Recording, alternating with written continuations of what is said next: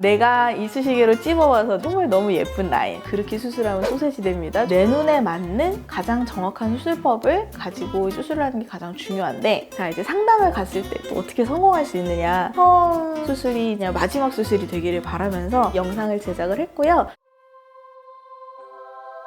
안녕하세요, 닥터혜자입니다. 생애 첫 눈성형을 하시는 분들이 한바람이 솔솔 불면 나도 해볼까? 수험생 여러분들, 그리고 미성년자분들도 사실 방학을 이용해서 이때 많이 하세요. 아직까지는 여름보다는 겨울에 하는 수술이 더 좋다라고 생각을 하시는 경우가 많은 것 같고, 이제 눈 수술을 내가 해야지라고 생각을 하면 그때부터 온갖 고민과 번뇌의 늪에 빠지게 되시거든요. 인터넷 검색, 카페, 성형 어플 찾아봐도 병원도 너무 많고 수술명도 정말 너무너무 많아서 뭘 선택해야 되는지 고민의 늪에 빠지게 되시는 경우가 많아요. 또 찾다 보면 망한 후기는 또 왜 그렇게 내 눈에 잘 들어오는지 항상 이 불안함이 또 증폭이 되거든요. 그래서 생애 첫 눈수술을 염두에 두시고 있는 분들께 여기저기 퍼져있는 눈성형 수술의 정보들 중에 정말 알짜만을 모아서 도움이 될 수 있는 시간을 한번 준비해 보도록 했습니다. 쌍꺼풀 수술은 크게 그냥 두 개로 나눌 수가 있겠어요. 절개와 비절개. 근데 이제 절개라고 해서 무조건 부자연스러운 건 아니고, 비절개라고 해서 무조건 자연스럽다 이런 것도 아니거든요. 내 눈에 맞는 가장 정확한 수술법을 가지고 이제 수술을 하는 게 가장 중요한데, 나에게 적합한 눈 수술은 사실 병원 가면 다 알려주겠지만 내 눈은 어떤 눈일까 궁금해 하시는 분들을 위해서 제가 자가 체크 리스트를 준비를 했습니다. 첫 번째, 눈꺼풀의 피부가 좀 두꺼운 편이다. 눈두덩이에 지방이 좀 많은 것 같고 좀 불룩하다.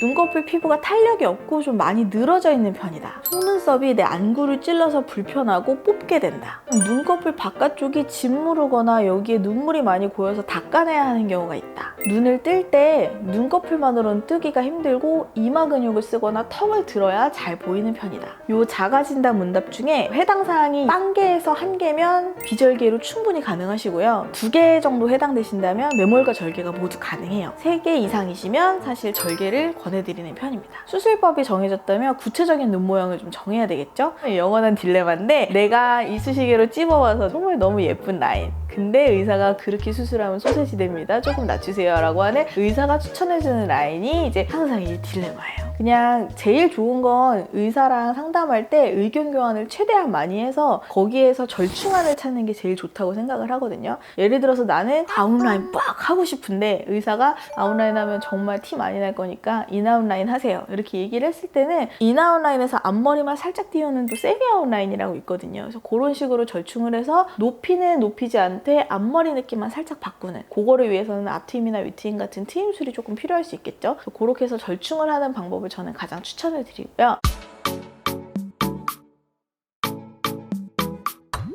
높은 라인을 원하시는 분들, 이런 분들은 내 눈에서 쌍꺼풀을 만들 수 있는 가장 높은 한계치가 어느 정도인지를 아시는 게 되게 중요해요. 요 안쪽에 반달 모양으로 눈꺼풀도 뼈대가 있는 거 아세요? 여러분, 건판이라고 하는 연골 같은 딱딱한 뼈대가 있는데, 그 건판이 사이즈가 크고 안화가 크면 쌍꺼풀을 높게 해도 크게 문제가 안 돼요. 건판의 높이와 피부의 두께가 내가 어느 정도의 높이를 할 수 있느냐를 정할 수가 있는 건데, 내가 정말 약간 부담스럽게 쌍꺼풀을 만들었을 때의 느낌이 넌 9mm야 라고 하면, 8mm 정도 하시면 그냥 좀 시원하고 화려한 쌍꺼풀, 7mm 정도 하시면 자연스러운 쌍꺼풀, 이렇게 생각을 하시면 되겠어요. 내 한계를 알고 그 이상을 넘어가지 않는 게 실패를 하지 않는 가장 좋은 방법이거든요.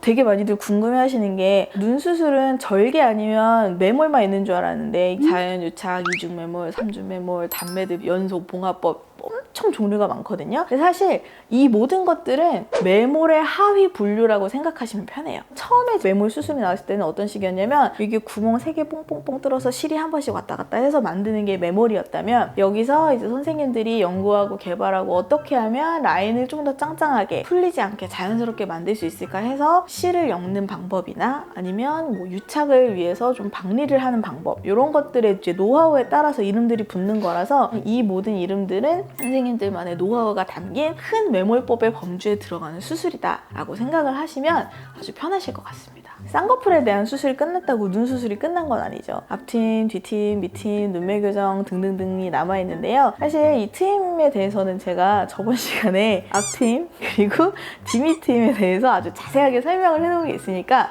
여기에 링크가 돼 있으니까 도움이 되실 것 같고요. 안검하수인 경우도 눈매 교정이 필요한데 제가 눈매 교정도 한번 제대로 여기에 설명을 해놓은 적이 있어요. 오늘은 정말 브리프하게 정리를 해드리는 시간이기 때문에 강론까지 얘기하면 너무 지루해지실 것 같아서 궁금하신 분들은 여기 눈매 교정 편을 참고해 주시면 될 것 같습니다. 내 생애 눈 첫 수술 이제 개념 정리가 어느 정도 끝나셨나요? 그럼 이제 상담 가셔야죠. 자, 이제 상담을 갔을 때 또 어떻게 성공할 수 있느냐, 리스트 만들어서 정말 정성스럽게 뭐 대여섯 군데씩 가시는 분들도 계세요. 그래서 상담을 여러 번 다녀오신 분들이라면 사실 이제 진입장벽이 높다고 느끼진 않겠지만 나 진짜 처음 간다 라고 했을 때는 되게 긴장하시더라고요. 얘네가 나한테 사기치지 않을까, 실장님들 포스가 엄청 쩐다는데 내가 가서 하고 싶은 말 다 못하고 하면 어떡하지? 너무 걱정들이 많으셔서 첫 눈 상담할 때 실패를 줄일 수 있는 팁을 몇 개 드리려고 해요. 먼저 아주 짙은 화장보다는 연한 화장 혹은 쌩얼이 좋아요. 아이라인을 두껍게 그릴수록 쌍꺼풀은 작아 보이거든요.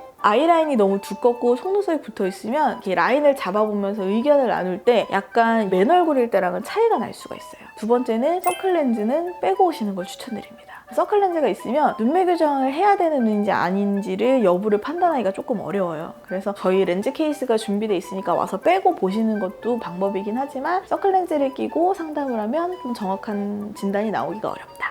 사진 가져오시는 거 너무 좋아요. 사실 말로만 얘기를 해서 저는 적당히 화려한 인아웃 라인을 하고 싶어요 라고 하는 것보다 정말 원하시는 이미지가 담긴 연예인 사진 한 장 가져오시는 게, 그리고 저는 이런 눈은 절대 싫어요 라고 하더니 싫어하시는 사진을 가져오시는 게 오히려 의사 선생님한테 한 방에 정리를 해서 이런 느낌을 좋아하시는구나 라고 더 다가올 수 있기 때문에 저는 이제 오시면 사진 있으세요? 여쭤봐 드리거든요. 그러면 다들 이제 품 안에서 거의 꺼내는 사진들이 다 한 장씩 있으시거든요. 그래서 사진 가지고 오시는 건 너무 좋은 방법이고, 궁금했던 내용들 있잖아요. 이거 그냥 쫙 정리해서 질문 리스트 해오시는 거 진짜 추천드려요. 처음 상담 오셔가지고 저랑 얘기하시다 보면 분명히 궁금한 거 까먹고 못 물어보시는 거 있으시니까 리스트 작성하셔서 천천히 다 물어보시고 궁금했던 거는 적어가시고 이렇게 하시는 거 전혀 저희한테 신뢰되거나 하는 거 아니니까 최대한 활용하려서 이제 성공적인 상담을 하시기를 바랍니다. 이 정도면 생애 첫 눈수술 상담이랑 결정을 하시는 데 좀 도움이 되셨나요? 뭐든지 첫 단추를 잘 꿰어야 그 다음이 순탄하다고 하잖아요. 첫 단추가 잘 꿰어져서 여러분들의 앞으로의 인생이나 사회생활에 더 도움이 되기를 바라는 마음을 담아서 오늘은 이 영상을 제작을 했고요. 이 정보가 도움이 되셨다면 구독과 좋아요를 눌러주세요.